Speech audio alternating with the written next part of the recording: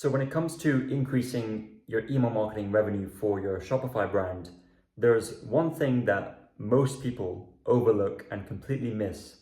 And in this video, what I'm going to do is I'm going to explain what that is and explain how to improve it so that you can start increasing your email marketing revenue. So without further ado, let's dive in.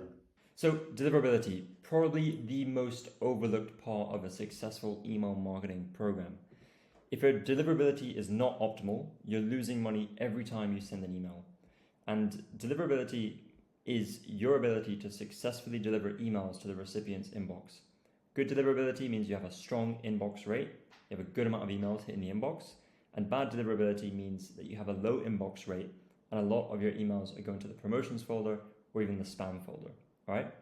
So the good news is that if your deliverability is poor, you can improve it. And doing so will lead to a boost in email revenue. And the reason why that is because better deliverability equals more emails delivered to the inbox, equals more opens, more clicks, more sales, more revenue. If you have bad deliverability, you may as well not even send those emails at all, right? Every time you send out an email, you're losing money, you're leaving money on the table. So this is the foundational piece that needs to be fixed for a lot of brands to increase their email marketing revenue, all right? So let's go through the steps.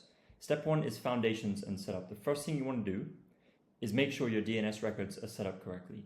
You can use this scanner, I'll link this down below, but basically it's easydmark.com. They have this free domain scanner. You enter your website domain, and what it'll do is it will give you a very simple report on the scores of your DMARC, your SPF, your DKIM, and even your BIMI, which we won't talk about in this episode, but it will tell you about those three main DNS records that you should have set up, right? So DMARC, SPF, DKIM.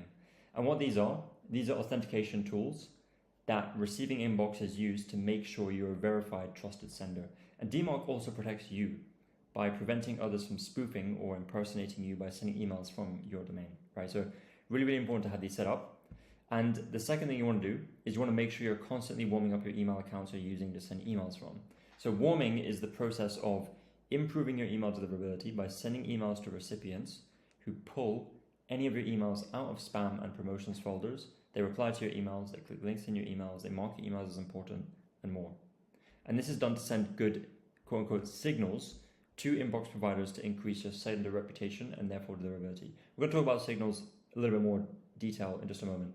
But you can use a tool such as Lemwarm. There's other warming tools out there, but you want to use a tool for this, and you kind of just set it and you just leave it running all the time. Right? It runs in the background. So that is step one, the foundational steps that you need in place. Step two is testing your deliverability. So how do you actually check your deliverability? How do you know if it's good, if it's bad, where you need to improve? Like, where do you even start? And after you have the foundations set up in step one, you can run a report to test your email deliverability using Glock apps. So hardly anyone that I've spoken to knows this exists, that you can actually test it. A lot of people are just looking at their open rates and they're seeing that they're low. Klaviyo also has an email deliverability score that they rolled out recently that you can check, but it's not as in-depth as using Glock apps. So we've used Glock apps for years. It's great. I'll again link it down below. And what Glock apps will do is it will deliver a report to you that will include your inbox rate, your spam rate, which email inbox providers are sending your emails to spam, any blacklists your email account is on, and the steps to improve in all those areas. So your report will look something like this, right? In this example, the inbox rate was 88.9%, really, really strong.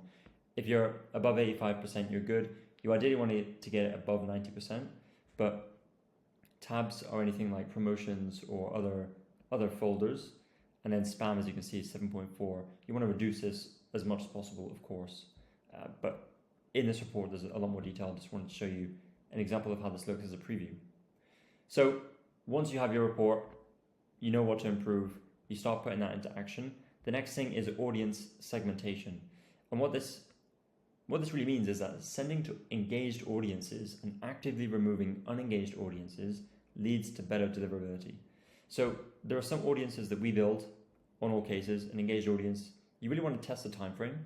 So 90 day, 120 day, 150, 180 day.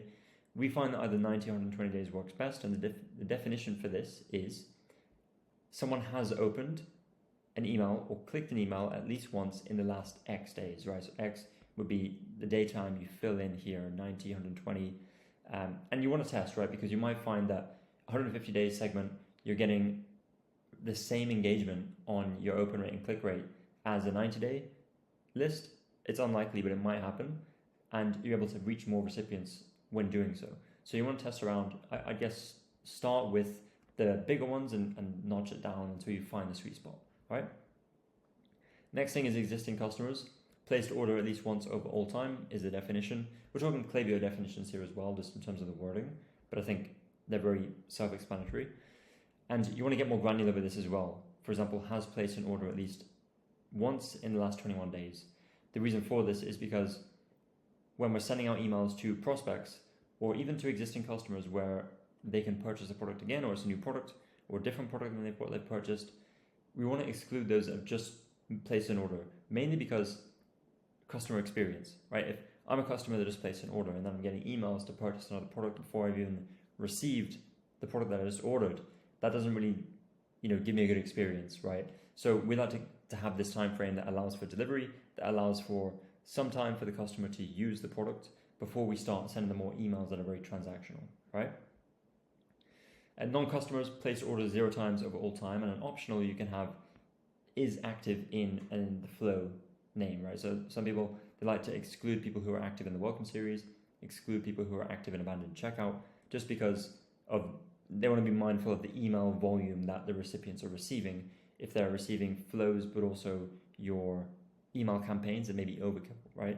So that's just something you want to watch out for. And then we always create these exclusions. So email has bounced more than 5 times, you exclude bounced profiles and unsubscribes. So the reason why we do more than 5 times is because sometimes emails can bounce for other reasons that are not related to deliverability. But if it bounces continuously, then it's an indicator that there is something wrong either with the email address, with our deliverability, and it's best for us to exclude and suppress that profile. Unsubscribes, very, very self-explanatory. We like to do these as an insurance, just to have these always excluded from the campaigns that we send out. And we always only send to engaged audiences to maintain good deliverability. In some cases, for big sale events or product launches, we will increase the size of the segment we're sending to so that we can reach more people, right? That's just one caveat. So that is on the segmentation side. Step 4 is very related, and it's about tools to improve email deliverability. So the tool that we've used to improve email deliverability is Arita.ai. So what Arita does is, the first thing they do is they build a data model using tons and tons of data points that you cannot see within Klaviyo. They build that data model for your email list, and then they dynamically suppress and unsuppress Klaviyo profiles based on their engagement, right? So what this means is that if with this data model, Arita detects that it's not worth sending an email to this person because they're very, very unlikely to open or click or take any action, then they will auto suppress them, right? And another thing that Arita does, which is super, super valuable, is it actively removes bots and spam accounts from your email list, right? So this actually happened very recently at the time of recording this, a few months ago, when there was this thing called list bombing.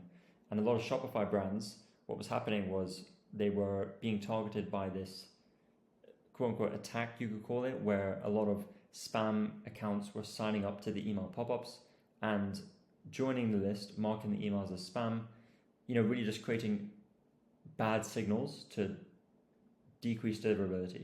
And that's a huge problem, right? All of a sudden you have all these bots on your list. How do you identify what's a bot, what's not, what's a spam profile, what's not? Arita can do that for you, and it does it automatically, all right? And most brands are currently sending emails to thousands of profiles that are not engaged, and that's not just costing them in terms of poor deliverability, but it's also costing them a higher Klaviyo bill, since your Klaviyo bill is based on the number of active profiles and emails you send, all right?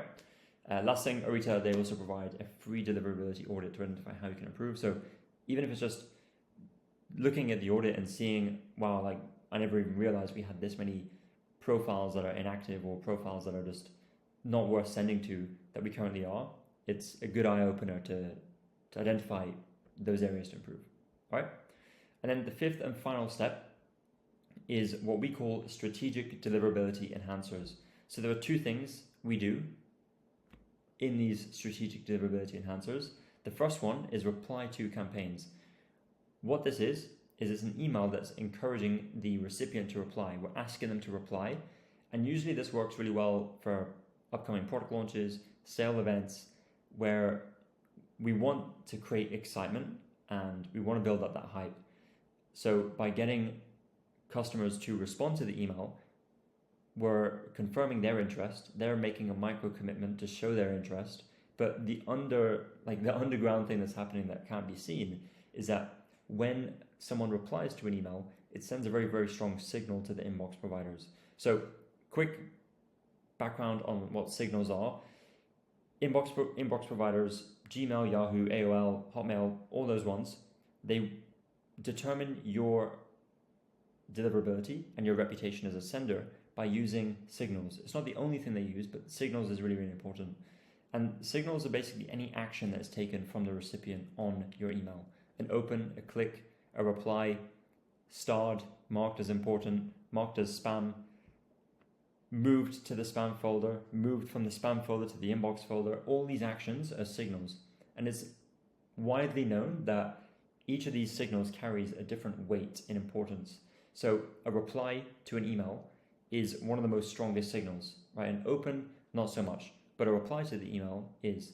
A mark as important is. Moving from spam to the inbox is. And what are also strong indicators, signals, that are working against you is a mark as spam and unsubscribe. So really, really important to understand this. And reply to campaigns, of course, we're getting people to reply to our emails. That is one of the strongest signals we can send. The second strategic deliverability enhancer are engagement campaigns. So engagement campaigns are done to encourage click-throughs by creating a strong curiosity gap. And a good example of this is previewing an Instagram video in the email and then getting recipients to click through to watch the video. So not only does this send a strong signal to inbox providers, clicks are also great, high CTR, great signal. But again, we're getting customers to engage with our brand. We are priming them for something that's to come. These little micro commitments of opening emails, clicking emails, replying to emails, the customer is becoming more invested in your brand, even if they're not aware of it, right? So the Instagram video is a great way to do that. Anything that has a curiosity gap. Curiosity gap is basically we are building up curiosity in the email, and in order for them to find out, the punchline or what's on the other side, they have to click through, right? So it could be a video, it could be something on the website. You can really get creative with this, but just make sure it's aligned with the brand, and you're not just trying to bait customers into clicking, and ultimately they get there and they realize that it's completely unrelated and they were baited into doing it. All right. So this is it for the 5 steps to improve deliverability and email revenue. Hope this was helpful. Let me know if you have any questions, and I will see you in the next one.